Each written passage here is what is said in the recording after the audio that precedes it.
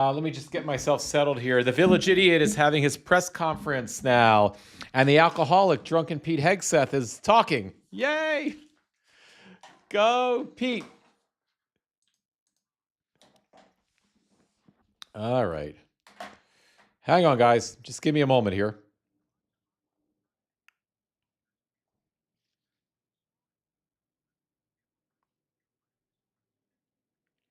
You're righting that grievous wrong, Mr. President. Go, drunken Pete.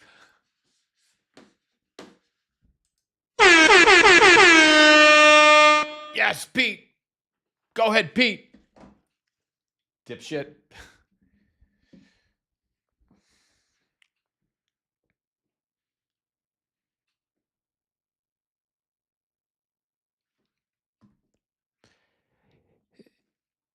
$11 missiles today were intercepted in Bahrain, in the UAE, and that was in the UAE. But they're not. But this is all bullshit about the intercontinental ballistic missiles. If you're just joining us, let me shut up for a second, Pete.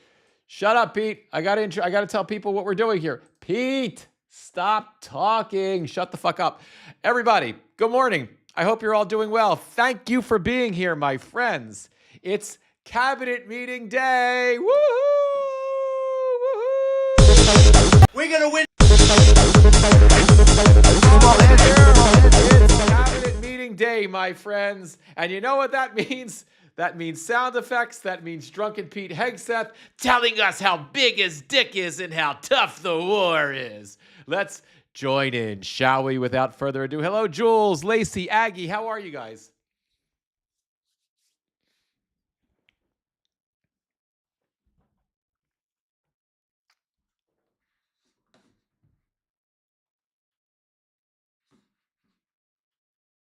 Except the Iranians are taunting the Village Idiot and drunken Pete Hegseth on social media, basically nonstop, basically making really threatening memes about the idiot and the present that he got from Iran, basically threatening U.S. troops because the idiot and this semi-functioning alcoholic are threatening to do a ground invasion, basically because the Iranians have the complete PR upper hand right now, and it is fucking ridiculous. But let's continue to listen to Pete lie and tell us about how tough he is and how big his dick is. But before that, guys... We're going to win so much, you may even get tired of winning. And you'll say, please, please, it's too much winning. We can't take it anymore. Mr. President, it's too much. And I'll say, no, it isn't. Okay, let's get back to Pete.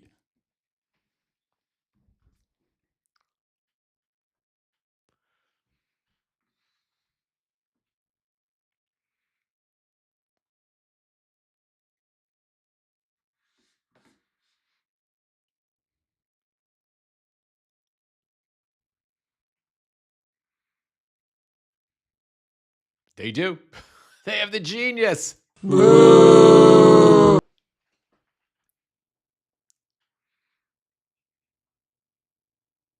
War is not negotiation by other means. I've spoken to multiple veterans, interviewed them on this channel. Bullshit. Fuck you, Pete. Pete has blood on his hands, and he's a sick fuck. Oh, no sound on the video, guys? Sorry. Let me fix that, guys. My apologies. You can keep, Pete's just saying that he's praying for it. How's that, guys? They continue in this mission. God bless. Thank you. Thank you very much. It's great. You didn't miss I think anything. before I ask Scott to say a couple of words, it would be great if people like the mayor of Chicago and the governor of Illinois would say, please come in and stop the crime. Oh, for fuck's sake. He's back on this again. Right? The idiot's got it. Oh, who would have thought that this is where we were going, my friends? The idiot has now said Pete just gave his bullshit assessment of the war. Prior to that, you missed Steve Witkoff's, the Donald Trump's shyster real estate crooked lawyer, who's the fucking him and the son-in-law, Jared Kushner, are the guys negotiating on behalf of the United States to try to stop every fucking war that these idiots start. But now... Donald is now setting up the next distraction, right? He's going, Can't even believe I'm hearing this. So the idiot is now setting up the next distraction. He's talking about J.B. Pritzker in Chicago. So to distract from the fucking war, which is a distraction from the fucking Epstein files, are we now going to get the idiot to send troops back into Chicago? Is that the plan, Donald? Beautiful young lady was killed the other day, and the father was a very good friend of Dan Scavino, and he took it very hard. Dan took it very hard, like the father, friends. They grew up together, and it's a young lady whose life would be saved if we did what we did as an example in Washington, D.C., which is now a safe city. It was very dangerous before. It's the safest city now.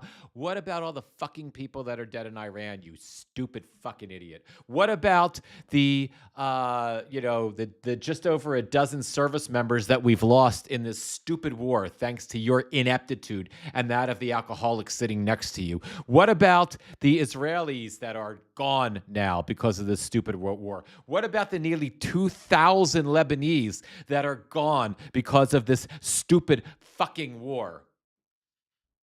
Sorry. All the time, people come up to me in the building, people that work here, they say, thank you so much. I know immediately what they're talking about. They're able to walk to work. They walk to work. Some of you were mugged. I know you told me stories. Some of you were mugged. They were all mugged. One person in particular I was mugged myself. I went out there and they mugged me. In the group right here, it's not happening anymore. You have a safe city. Louisiana, the governor of Louisiana called me, can you help me with New Orleans? They just had the Mardi Gras. He said it was the safest Mardi Gras we've ever had. Now, the governor of Louisiana, by the way, is the same Trump sycophantic nut job who was supposed to be the guy. I guess he was going to be the ambassador to Greenland or the fucking president of Greenland or some shit after we took it over. But when the idiot was threatening to go get Greenland, maybe he'll have to do that to distract from the Iran fiasco. That governor of Louisiana was the guy who was going to be the man in Greenland. Like, I guess the American puppet in Greenland after we supposedly were going to take over.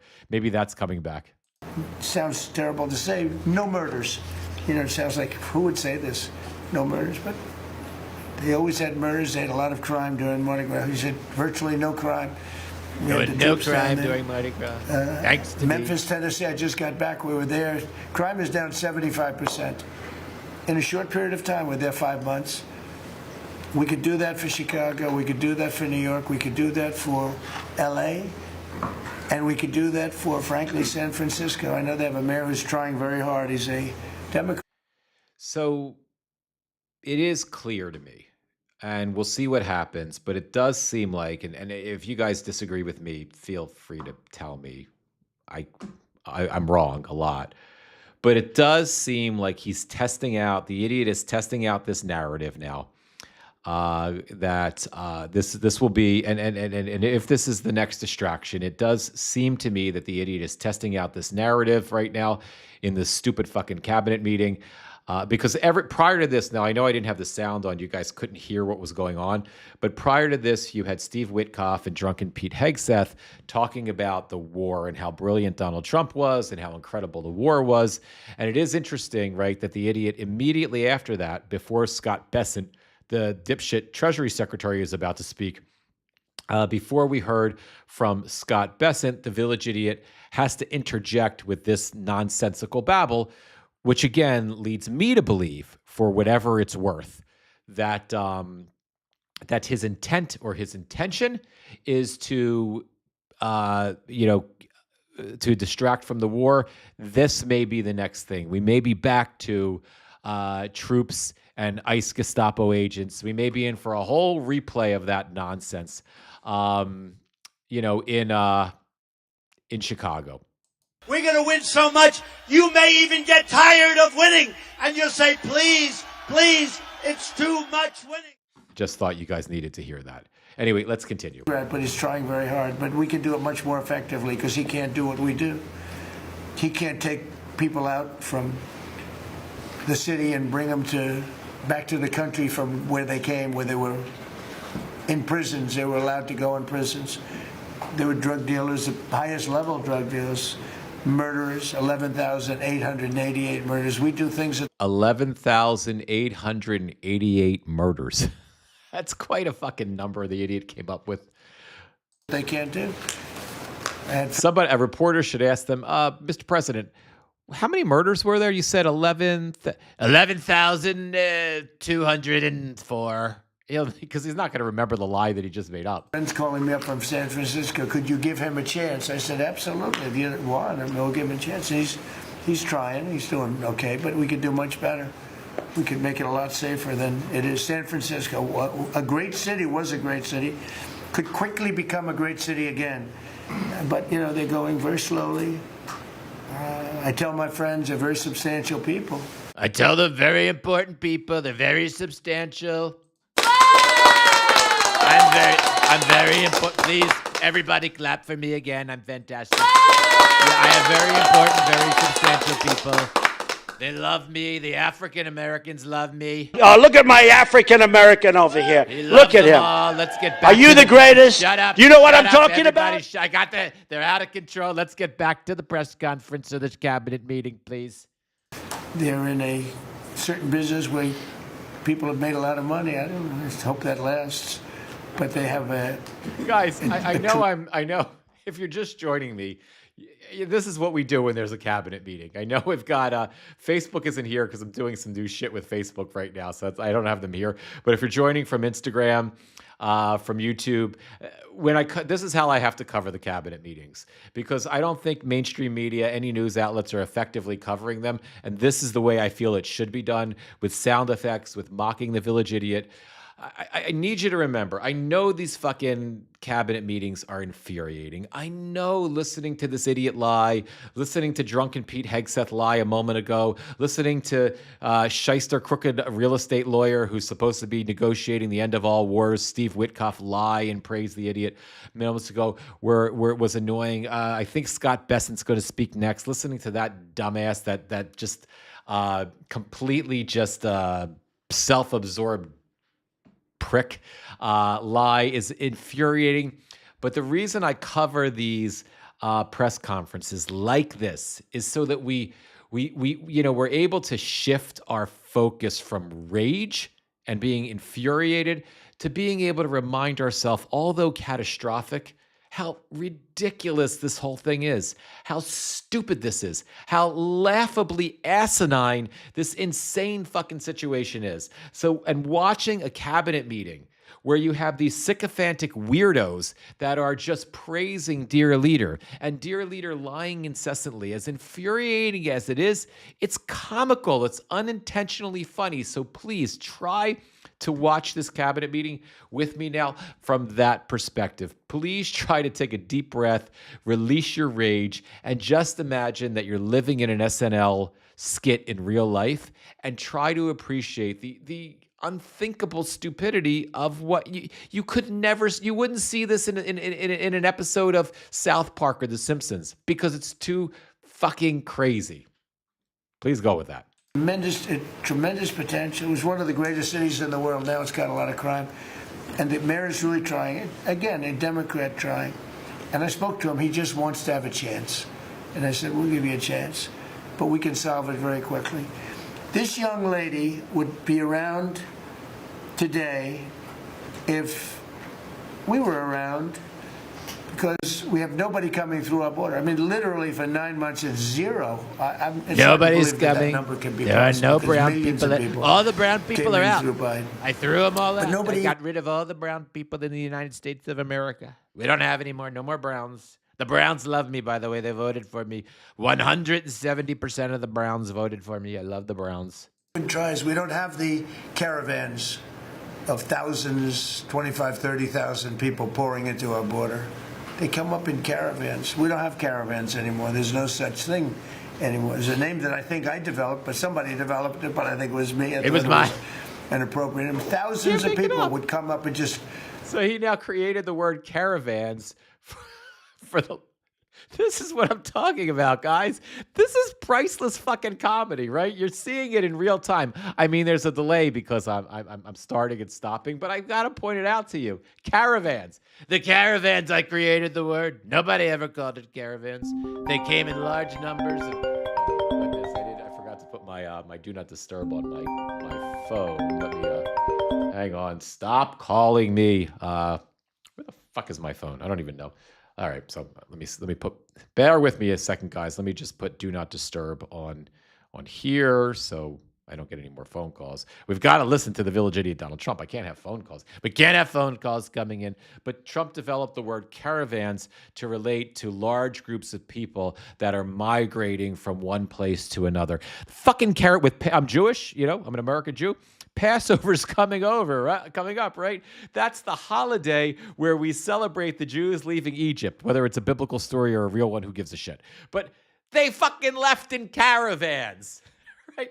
It's that old is the word. I came up with the word. It was my word. I'm very barge into our country, totally unchecked, totally unvetted. And this man came in, Dan, right? And he came in through the ridiculous open border of Biden. If we were there, the election was rigged. What are you going to do? Came back, big comeback. But if we were there, we wouldn't have had people coming through.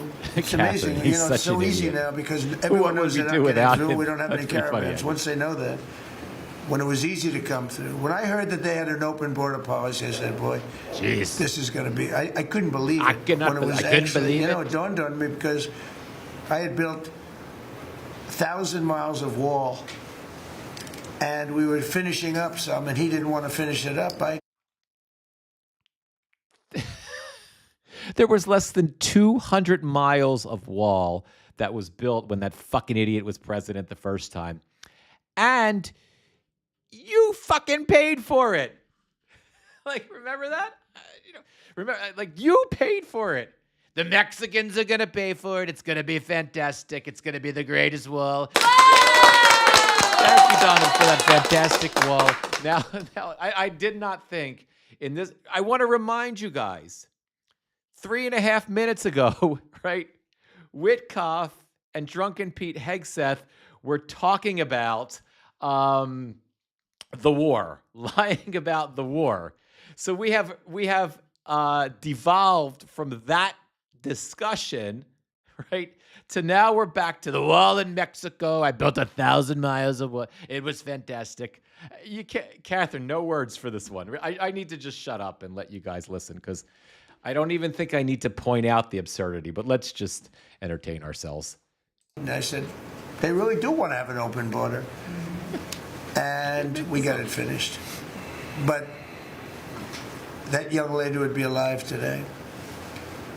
And she'd be alive for another reason, because we would have the National Guard in Chicago and in New York and in other places. And they love doing it. It's like training, to be honest. It's actually training. It's fantastic. The National Guard stood around and did nothing. Remember when the National Guard was deployed to Los Angeles during the first, that's the actual, it's not that the brown people were not the invasion coming in. The mental patients, the criminals, the murderers, they emptied out the prison. It wasn't, the invasion wasn't that. The invasion was the idiot taking advantage and using the military, first using the ICE Gestapo and then subsequently the military to try to invade different places. It started in Los Angeles, then it subsequently moved and was obviously far more catastrophic in Minneapolis. So let me just stop talking. I never want to take them out of D.C. I mean, maybe somebody later on will do it, but I never want to take. The people, they look, they say, we feel so good, we feel so safe. We see these beautiful, strong people, and they're so nice. They help.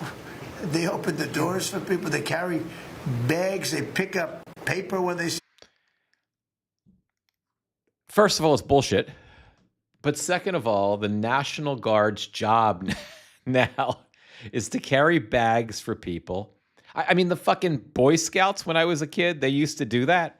You know what I mean? Like, they would go out and we'd help old ladies across the street, but now that's the National Guard.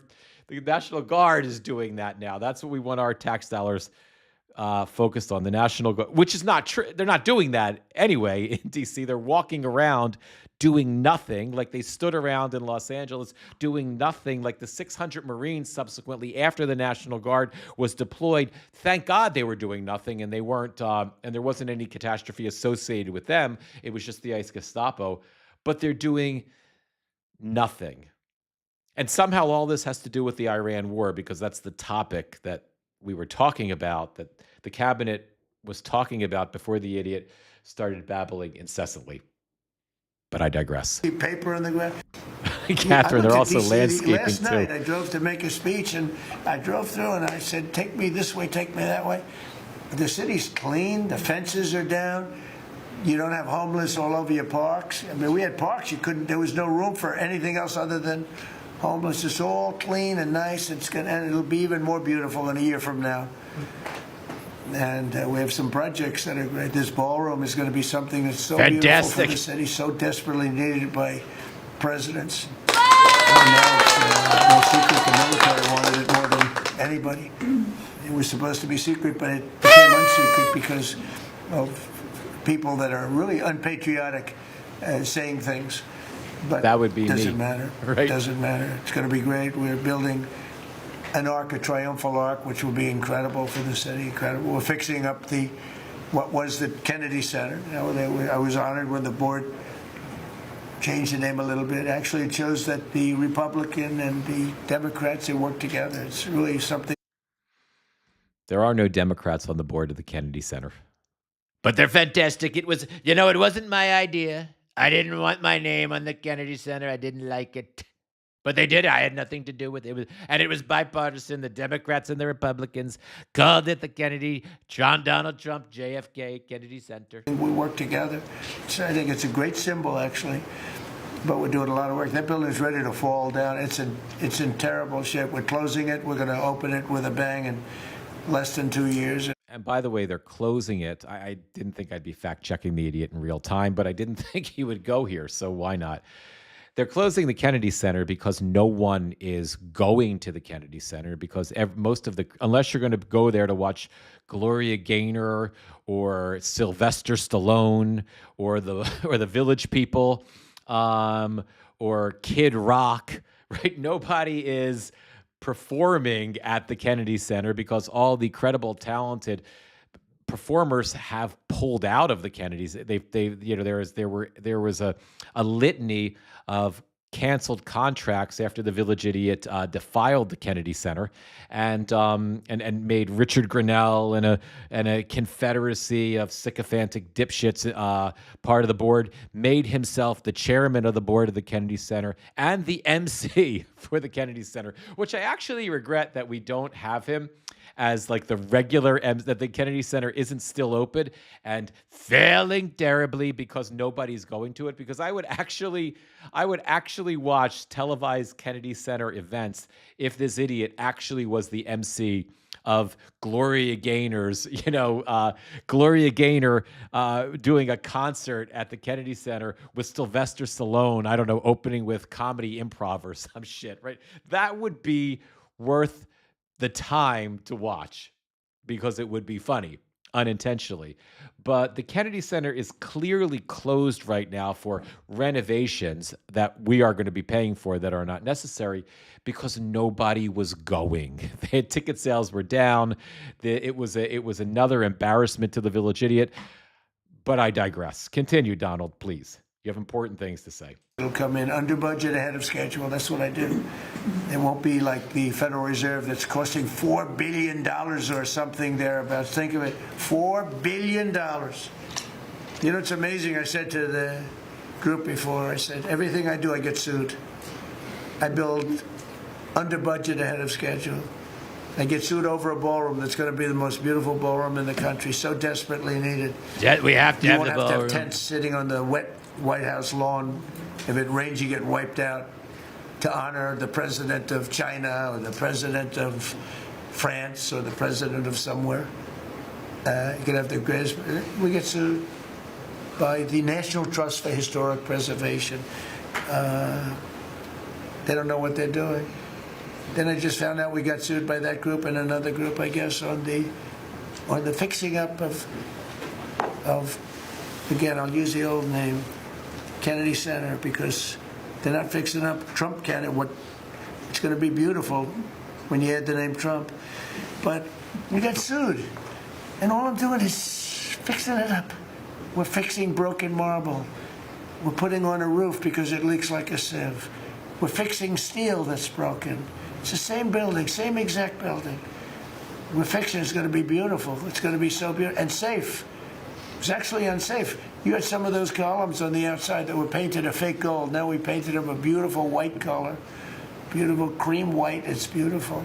Everyone said it's so much more beautiful now. Instead of a cheap, you can't imitate gold. See, I'm a gold person. It's all real stuff. You can't imitate it. Someday they'll discover paint. You can't imitate real gold. It just doesn't. That's 24 karat, which is what this building deserves. But think of it. I get sued because I'm fixing up the Trump Kennedy Center.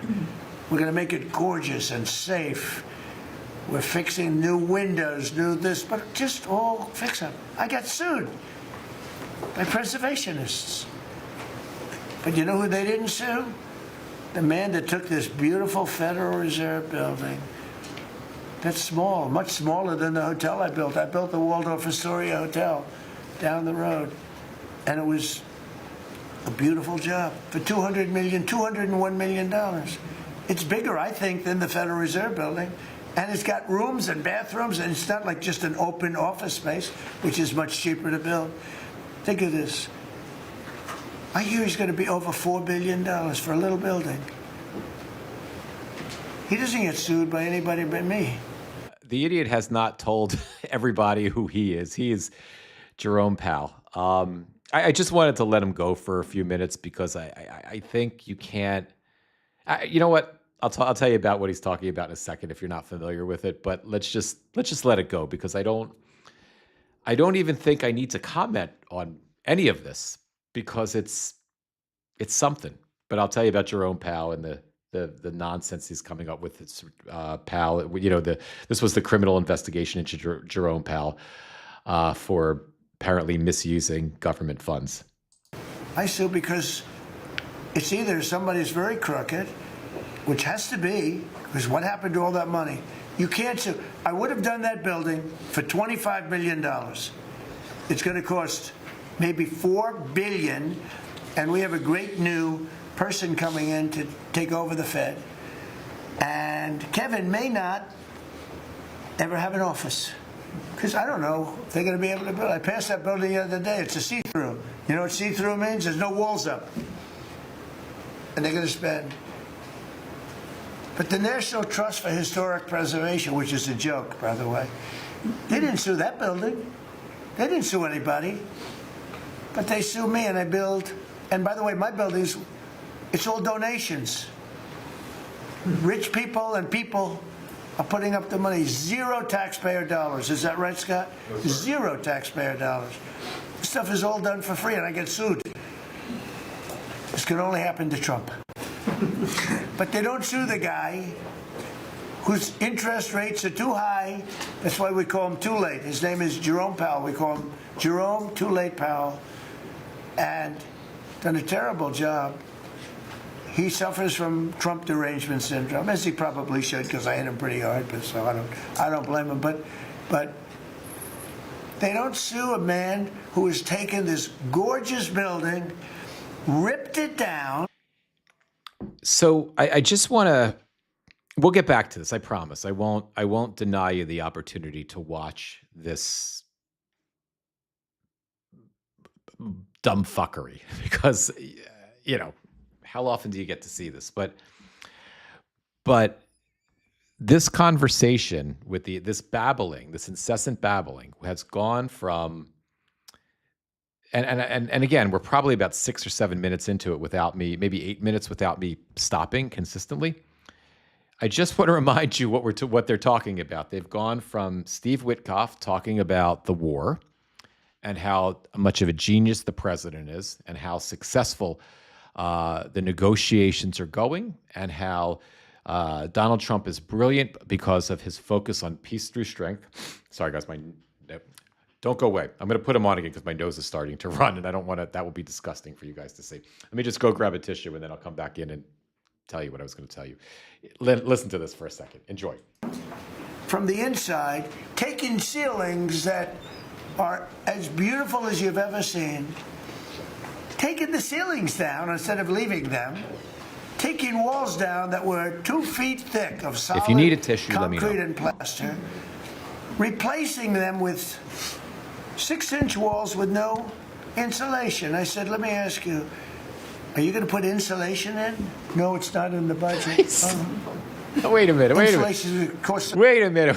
Wait a minute. I walked away for like 7 seconds. And he was talking about Jerome Powell and too late Jerome.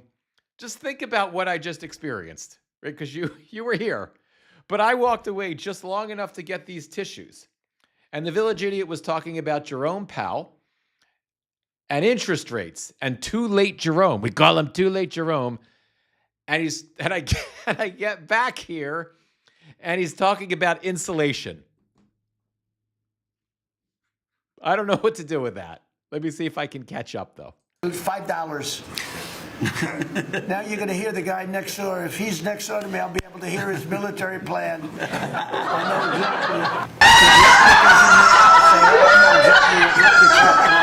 exactly. It's the craziest thing I've ever seen.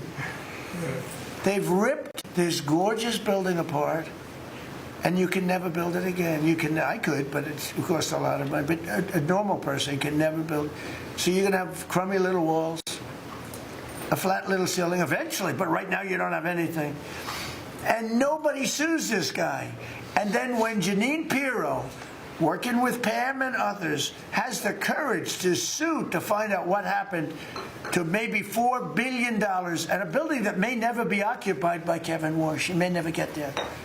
We're going to have to find him some space in the White House. We'll put him in the basement of the ballroom.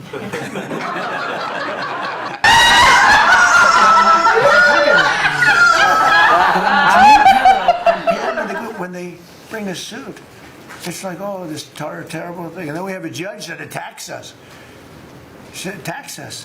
So we've got to get our priorities straight. You know, it's a very sad thing that's happened with.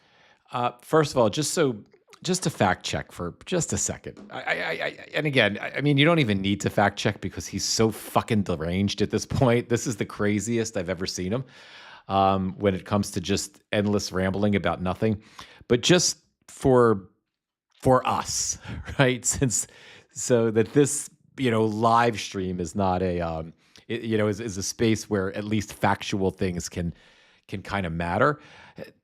They never sued Jerome Powell. The village idiot made an effort, and Pam Bondi, and at the time it was Lindsay Halligan, the village idiots, or maybe it was Jeanine Pirro. I think Lindsay Halligan was the village idiot's U.S. attorney in Eastern District of Virginia, but Pirro is his U.S. attorney in D.C. They tried to bring a criminal case against Jerome Powell because the village idiot is mad at Jerome Powell. Because Jerome Powell won't knock down interest rates and send the economy totally into the crapper. Jerome Powell is trying to desperately, the Fed chief is trying to keep the economy afloat while this idiot and his ridiculous, first it was him and the ridiculous tariffs that were decimating the economy. And now subsequently this stupid fucking war with the price of right now with the price of gas is further decimating the economy. We're looking at a potential of by the end of the year or possibly even sooner, 5% inflation. When Biden left, it was like 2.4%. So he's mad at Jerome because Jerome didn't do what he wanted. Jerome, didn't kiss his ass, and he couldn't really fire Jerome, although he wanted to. So he pushed the Department of Justice to try to prosecute Jerome, just like Jerome Powell, just like they tried to prosecute former FBI Director Comey, James Comey, just like they tried to prosecute Letitia James, just like then they may succeed prosecuting former DNI director John Bolton. These are his revenge prosecutions, right? And Jerome Powell was since he couldn't fire Jerome Powell, he couldn't find a way to do it legally. He wanted to throw him in jail. But and the bullshit story they came up with, they came up with some sort of nonsensical story that Jerome Powell was $3 to $5 billion over budget on renovations to the Federal Reserve building. The idiot actually brought that up. Powell and the idiot were doing a tour. They had their hard hats on, and they were doing a tour of the renovations. And during the sort of the pseudo press conference during that tour, the idiot just out of nowhere brings up, and again, I'm paraphrasing. Please fact check me on this, because I'm sure I have some of the facts of the chronology inaccurate. So please, feel free to fact check me on any of this and correct the record in real time in the live, or later DM me and I'll correct it. But Powell, the village idiot, just brought up out of nowhere, that you're $3 to $5 billion over. It's a terrible thing. We're going to look at this. It's going to be terrible. And Powell was like, you could see, Powell was like, what the fuck is he talking about? What is this imbecile talking about? And he's like, it's right here. And then Trump didn't know what he was talking about, right? So Trump pulls out it's right here. I've got it all right here. You're way over. You're $3 to $5. And Powell was like, let me see that. Can I see that? And so the idiot hands him, I guess it was a charging document or something from the DOJ. Maybe they didn't have a charging document yet. But Powell looks at this piece of paper and he's like, this is not the renovation, dumbass. He didn't say dumbass. That was my editorializing. This is not the renovation. This is our budget. This was our construction budget for the last several years. There were, this was these costs that you're referring to were in relation to other buildings. This has nothing to do with our renovation. Well, lots of people are saying it does. It's very bad. And Powell was like, no, it has nothing to do. It's very bad. It's terrible. And then you kind of didn't hear anything about it for a while. I don't remember if Piero actually I don't think they formally indicted Powell. Gamer Vet Dad, was there ever a formal indictment on Powell? I know you can fact check me on it. I honestly can't remember, but again, that's what he was referring to. Powell was never sued, right? That's the point. Is that's no, they did not. So they never formally indicted Powell. They threatened to, right? But there was never any civil litigation. There was no lawsuit about whatever the idiot. They sue me. He's being sued. It's a civil suit for fucking destroying the East Wing of the White House, right?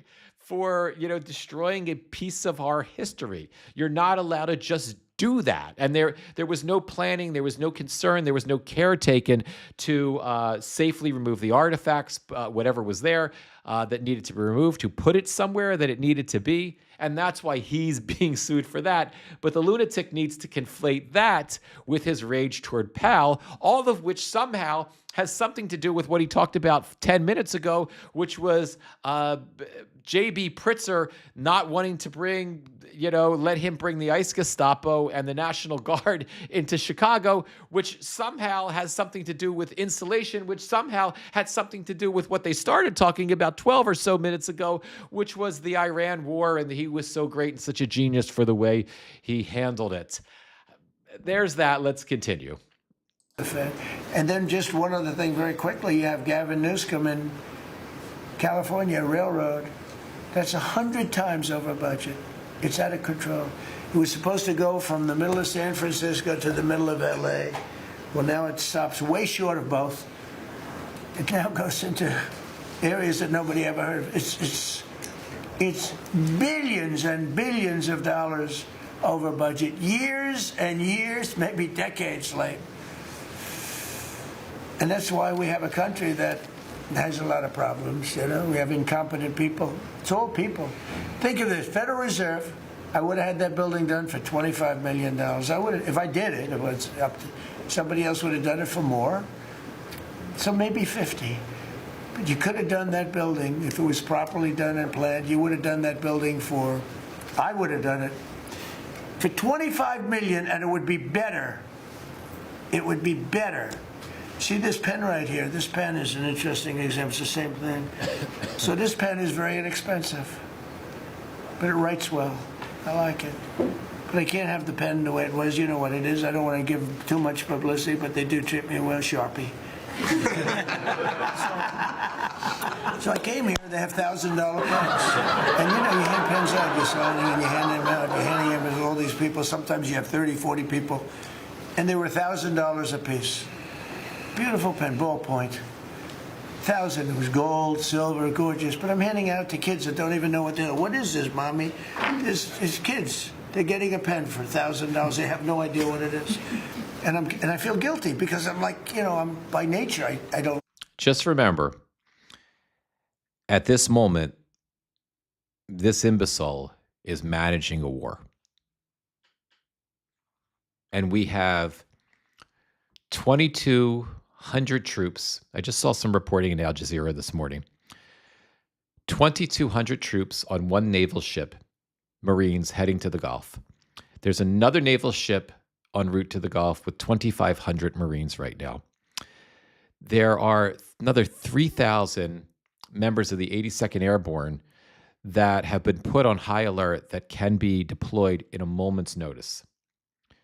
This imbecile, who's babbling on about fucking pens right now, is in charge of making the decision whether those 9,000 some odd troops and potentially more are going to invade Karg Island and start a massive regional war larger than the war we're currently dealing with in Iran at this moment. This idiot that we're listening to right now is in charge of the war, and chicken shit GOP senators and crazy and pretend crazy GOP members of the House of Representatives are allowing, encouraging, enabling this profane imbecile who is babbling incessantly about pens, who has lost whatever was left of his fucking mind. They're enabling, allowing, and encouraging this dingbat to make decisions about the lives of our troops at this moment in Iran. You know, it's the government. I love the government like I love myself. You're right, Patty, and he doesn't care. I want to save money. So I'm saying, this is crazy. And it had another problem. They didn't write well. So I take it out, and I saw it, and there's no ink. And I got all you people looking, and you say, there must be something wrong with Trump. And there's no ink in the pen, and it costs $1,000. I said, I'd like to use your pen, but I can't have a gray thing with a big S on it saying Sharpie.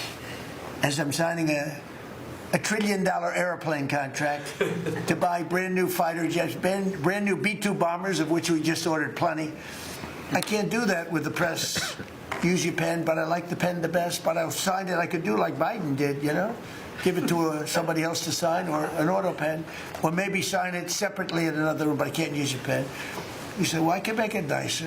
I said, what can you do? He said, I'll paint it black. I said, that's nice. And I can even paint the White House on it, sir, if you like, in gold. Almost real gold, not bad. And I can even do your signature, sir. And by the way, this was not staged. I just saw the pen sit there, and I thought that this is an example of how $25 million spent by me at the Federal Reserve Building would be a better job than $4 billion that they're spending. And you know, one of the things that Kevin Warsh told me, he said they ripped down the nicest building. I don't know what building they're talking about. They ripped down a building, Scott, right? Kevin Warsh said it's the most beautiful building in Washington. He said the most beautiful space. They ripped it down. Why did they do that? I don't know. Do you know what he's talking about? Is it true? Yes, sir. They ripped it down. We have a moron at the Fed. Who wouldn't be lowering interest rates right now? But I want to thank Janine Pirro and Pam and her group for having the courage to bring this suit. And I believe that the contractor on that job is probably one of the richest men in the country right now. I believe that it's not possible to spend That kind of money. This is still going on. 3 billion, 4 billion. Nobody knows. Nobody. I just want to share with you guys, Gamer Vet Dad, who is always fact checking in real time, me, the Village Idiot, and anyone else.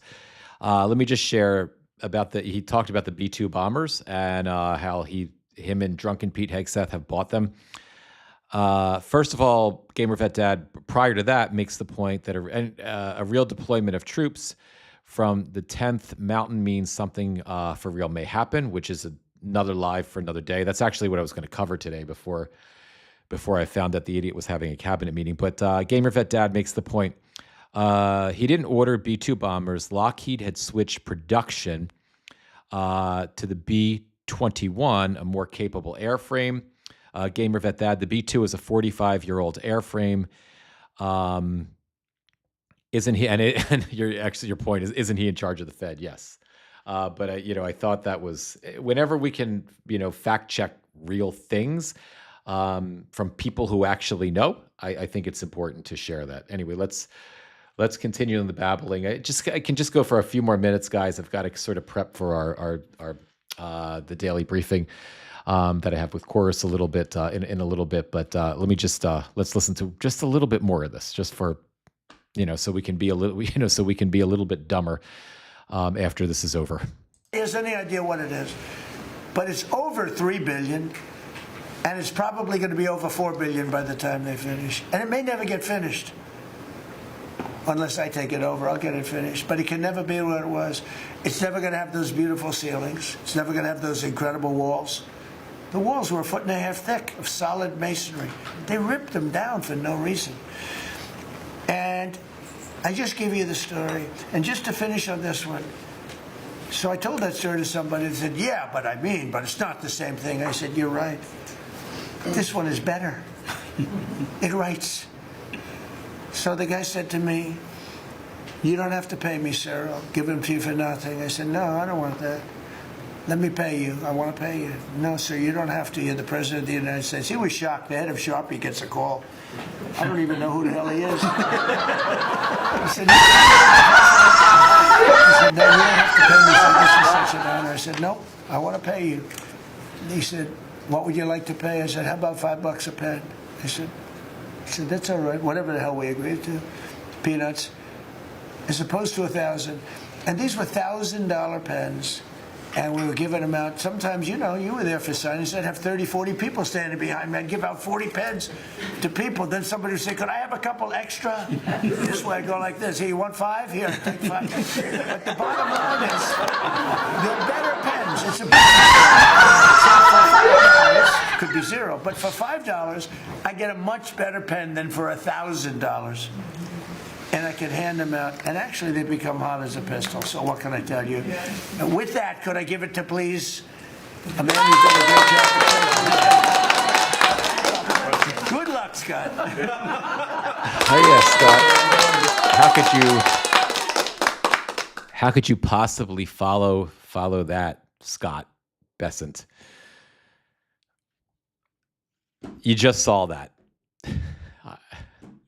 I don't know what else to say. I am speechless. Well, instead of listening to Scott Bessent, the Treasury Secretary, who is an arrogant prick on his best day, yes, Beth, it is exhausting.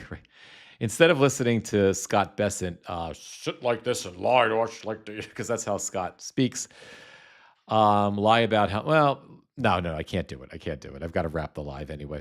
Lie incessantly about how brilliant the Village Idiot Donald Trump is and how great things are going at Treasury and how much money we all have now in our pockets that we never had before, and how the war in Iran is actually making us all money as opposed to costing us all money.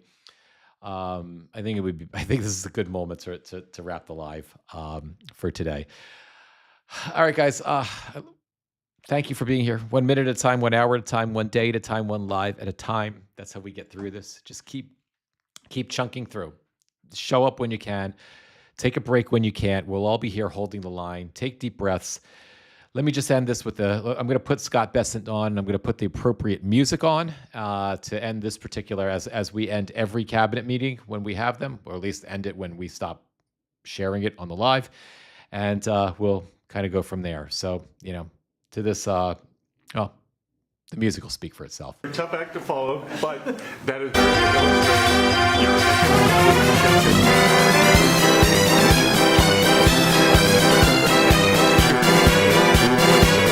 Love you guys. I'll see you soon.